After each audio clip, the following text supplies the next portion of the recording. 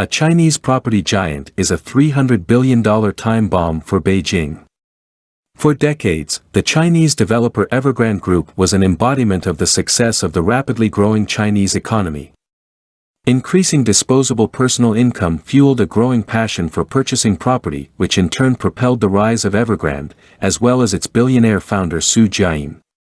But ever since the Chinese government tightened rules on property companies' borrowings last year as demand for real estate appeared to weaken, developers like Evergrande have been under greater pressure to repay the piles of debt they took on to fund their expansion across sectors. Evergrande is a bellwether for the sector, given its gigantic footprint across the country of more than 1,000 projects. But given that it owes over $300 billion, analysts expect the company to enter restructuring, and for investors in the company's dollar-denominated debt to take a 70% haircut.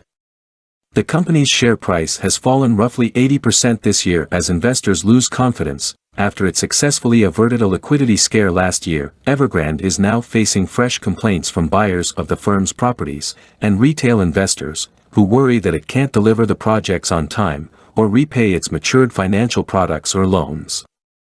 Many investors have staged protests across China in recent days, a rare phenomenon in a country where any expression of dissent or anger is tightly controlled. Overall, the company faces more than $300 billion in liabilities, which is roughly the equivalent of the overall public debt of Portugal. This has not only made the firm the world's most heavily indebted developers, but also a swelling corporate headache for the Chinese Communist Party. If the company, whose business also involves a soccer team, a bottled water firm, and an electric vehicle unit, fails to complete projects or repay investors, there could be growing social unrest and serious financial risk to the Chinese economy.